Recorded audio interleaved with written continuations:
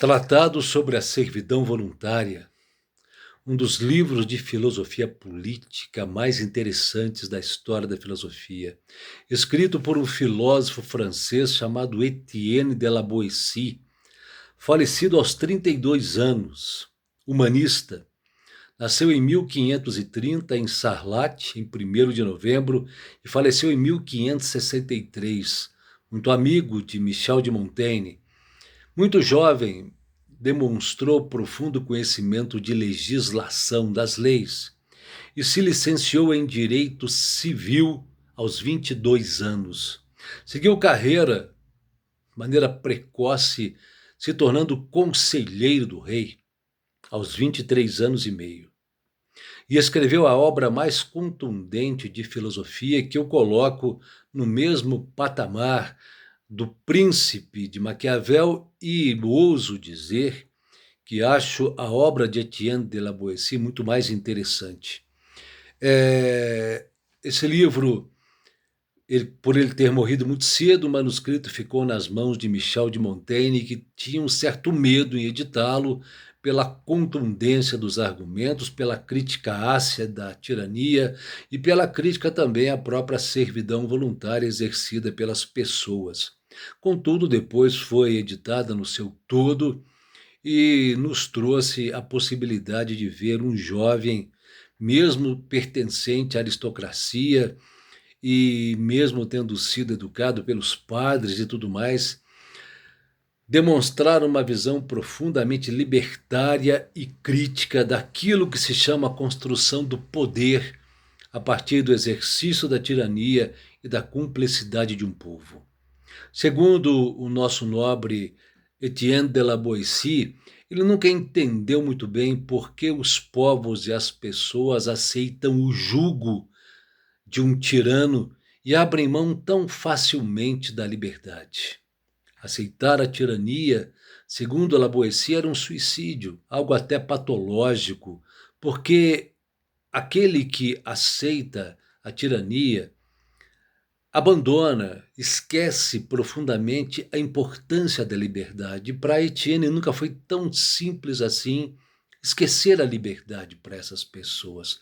Parece que a liberdade para eles é algo inútil, algo que é muito fácil esquecer, algo que é muito fácil deixar de lado e depois se tornar profundamente condicionado, se acostumando a viver sob o jugo, se acostumando a viver de maneira terrível nas mãos de um tirano. Segundo Etienne de la Boétie, a tirania possui, ou melhor, existem três tipos de tirania. E esses três modelos de tirania exercem o poder da mesma forma, com a mesma brutalidade e crueldade. A tirania, ou seja, o poder exercido pelo tirano, pela eleição, pela escolha do povo. Segundo Etienne, esse tirano exerce o poder tratando seu povo como se fossem bois, animais de carga, animais que devem ser tratados no chicote, no toco, sem nenhum tipo de respeito. Depois, a segunda categoria é o tirano que chega ao poder pela conquista, como se fosse um conquistador. Esse tirano se torna literalmente uma fera. Ele vê o seu povo e o seu súdito como se fossem presas, como se fossem animais que você deveria caçar e destruir. O terceiro tipo ou modelo de tirano é aquele que exerce o poder ou chega ao poder pela sucessão, pelo direito hereditário. Como ele sempre esteve convivendo com o poder exercido pelos seus ancestrais, ele vê o povo apenas como algo para ser desconsiderado, desprezado, como escravos naturais. Como ele exerce o poder de forma natural, recebendo-o como herança de sua família, o seu povo também são escravos naturais. É como uma casta, digamos assim. Bem, Etienne de la Boétie achava que o poder do tirano ele não existia de fato. Ele era uma outorga inconsciente ou movida pela ambição do próprio povo. Ele não pregava de maneira alguma uma revolução para tirar o tirano do poder, tirá-lo de suas posses. Não, ele pregava que as pessoas, que os povos, que os súditos o desconsiderassem, deixassem de valorizá-lo, não o tolerassem mais, mostrassem profundo desprezo e desobediência, porque aí, segundo Etienne, você veria um colosso ruindo a partir do desmantelamento de sua base, no caso, a servidão. Ele nunca entendeu como o seu povo, como as pessoas abandonam de maneira assim tão absurda a, a liberdade, e a impressão que ele tem é que essas pessoas abandonam a liberdade de maneira muito natural, elas deixam a liberdade de lado, elas literalmente abandonam a liberdade e acreditam ganhar como presente a servidão. Isso é grave demais, gravíssimo demais. Não é possível que você aceite acreditar que a servidão é para você um benefício e a liberdade se torna para você um fardo. É claro que existem muitas pessoas que temem a liberdade porque não querem assumir nenhum tipo de compromisso, não quer se responsabilizar por nada. Infelizmente, no caso daqueles que se aproximam voluntariamente, perigosamente dos tiranos, segundo Laboissy, essas pessoas fazem isso porque querem bens, querem adquirir bens. E Laboissy indaga: bens? Se você não respeita nem quem você é, se você nem conhece realmente quem és, ou se você aceita ser alienado, desconstruído como ser humano por outra pessoa. Ele diz algo interessante, que se você olhar para um tirano, ele tem dois olhos apenas, e que todo esse poder, essa vigilância que ele exerce, nada mais é do que medo de saber que ele é cruel para o seu povo, e esse medo faz com que ele até, em caso de guerra, contrate mercenários, porque ele teme que o povo que ele trata mal o traia no campo de batalha. Xenofonte, um dos maiores historiadores da história antiga, escreve um tratado sobre o medo, ou os medos, os temores dos tiranos. E dentre eles é esse medo, de saber que o povo que ele trata com crueldade pode se voltar contra ele. Por isso ele tenta fechar todas as portas para isso. Falando muito acerca de como as pessoas aceitam o jugo e o poder, segundo Etienne de la Boétie, isso é feito pelos costumes. O primeiro motivo pelo qual o povo aceita a servidão é pelo costume. Ele usa um exemplo muito interessante de Licurgo, que é um legislador espartano, onde ele tem dois cachorros irmãos. Um deles ele leva para o campo e esse cachorro aprende a caçar ao som da trombeta, do tambor, e é um caçador excelente. E o outro cão fica na sua casa, ele é alimentado todo dia com suas tigelas, tem uma vida confortável, e depois ele pega os dois cães, leva no mercado. Coloca uma tigela de comida aqui e uma lebre solta ali. Aquele cachorro criado como caçador no campo corre atrás da lebre. Aquele que era criado na cozinha, na casa, vai até a tigela. E o que ele quer dizer com isso? Que os animais sencientes, como os homens, agem pelo costume, pelo hábito em fazer as coisas. E são muito parecidos. Porém, ele diz o seguinte: Se até os animais sencientes percebem que estão sob jugo, percebem que estão sendo maltratados e desejam a liberdade, por que os homens não?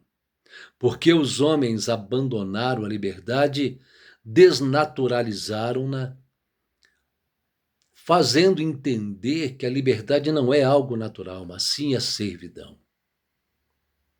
Buscar a servidão, se aproximar demais, encantado com o luxo e com o calor e o fogo da riqueza e dos tesouros do tirano, pode fazer com que esse encantado, esse seduzido, acabe sendo torrado por esse fogo todo.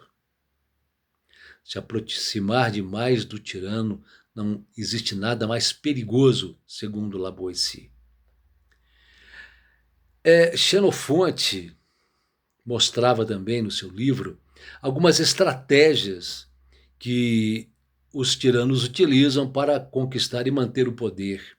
Ciro, grande líder da Pérsia, ao invadir os lídios e sabendo que os lídios se revoltavam, decidiu usar um estratagema muito simples. Abriu bordéis, tavernas e jogos, e dali um tempo viu aquele povo corajoso ficar todo seduzido por esses espaços e não reclamarem mais. Ciro, então, não preocupou-se em colocar exército, nem se preocupar em vigiar um povo que se alienou de maneira tão profunda. Os assírios, os reis assírios, não se mostravam aos súditos. Os súditos nunca os viram. Isso dava uma impressão de sobrenaturalidade, de poder. E o povo acreditava que eles eram superiores por isso. Os primeiros imperadores do Egito, os primeiros reis do Egito, se apresentavam ao povo com roupas exóticas, gatos nas mãos, archotes na cabeça, para justamente criar essa aura de sobrenaturalidade, de misticismo, que facilitava o exercício do poder. Ora, não é muito diferente hoje. Se naquele tempo os jogos, a farsa, o circo, a violência, gladiadores, bordéis e toda essa parafernália era uma isca para a servidão, hoje temos a internet, hoje temos jogos, hoje temos as mesmas estratégias, não tanto por um governo tirano, mas para um sistema tirano que busca concentrar a riqueza na mão de uma minoria, nas mãos de uma minoria, e deixando a maioria na ignorância e num tipo de servidão, porque eles acabam aceitando isso tudo sem ter consciência do poder que possuem. Bem, Etienne de la Boétie é, no meu entendimento, um dos maiores filósofos políticos da história. Nada é impressionante como um jovem pode ter tido esse tipo de perspicácia, esse tipo de capacidade de ler a realidade, e a maneira como ele faz essa crítica aos dois polos desse jogo de poder, o tirano e o povo, me deixa literalmente encantado. Segundo ele, o tirano não ama, ele nunca amou, ele não tem capacidade para isso. A amizade é um nome sagrado, uma coisa santa que se dá entre pessoas de bem e só sobrevive pelo espaço mútuo. O que faz um amigo é a confiança que uma pessoa tem na dignidade do outro. Porém, os perversos não têm amigos, eles têm cúmplices. Eles não têm afeto uns pelos outros, eles têm medo. Eles não são amigos, fazem quadrilhas. Os que se aproximam de maneira perigosa dos tiranos são literalmente engolidos por eles. Os miseráveis, encantados pelas chamas da riqueza, se torram, se queimam, atraídos pela chama, atraídos pelo mal. Interessante que Laboeci diz algo muito, muito forte. Ele clama: ó miseráveis, ó meu Deus, que homens miseráveis que aceitam o jugo, que deixam de ser quem são, que abrem mão de sua própria vida, que vivem com medo, não olham nos olhos, trocam o próprio prazer pelo prazer do rei, troca seus objetivos pelos objetivos do rei, que tem de dormir com os dois olhos abertos, que deve temer sombras furtivas, porque sabe o perigo que ele está correndo por estar tão próximo dos tiranos. E Laboeci pergunta: vale a pena? Isso é vida? Trocar a liberdade pelo medo? Trocar a existência construída por si mesmo para se tornar um vassalo de alguém que pode tirar sua própria vida? E olhem, Laboeci ele faz uma análise interessante e diz: por isso que os favoritos dos grandes tiranos acabaram por assassinar esses tiranos, porque perceberam que esses tiranos não tinham nenhum tipo de lealdade com eles e que de uma hora para outra esses tiranos podiam tirar-lhes a vida. Que livro espetacular! Eu oriento a quem gosta de filosofia que leiam esse livro de maneira tranquila e calma. É um opúsculo, é um livro pequeno, de fácil entendimento, mas profundamente crítico. E é um livro muito, muito contemporâneo. Se nós trocarmos as roupagens, as tecnologias, as estratégias, nós perceberemos que as estratégias, que a forma como o poder se transforma, ou melhor, a forma como o poder se constrói, não mudou nada. O poder não existe. Ele é uma concessão. Ele é uma outorga. Ele é uma aceitação. Muitas das vezes pelo desejo de que, se aproximando do tirano, você possa exercer um pouquinho dessa tirania com outras pessoas. Acreditar que está também investido desse poder maligno, mas não está. De uma hora para outra, esse tirano vai também tirar a tua vida. Um abraço, Etienne de la Boétie.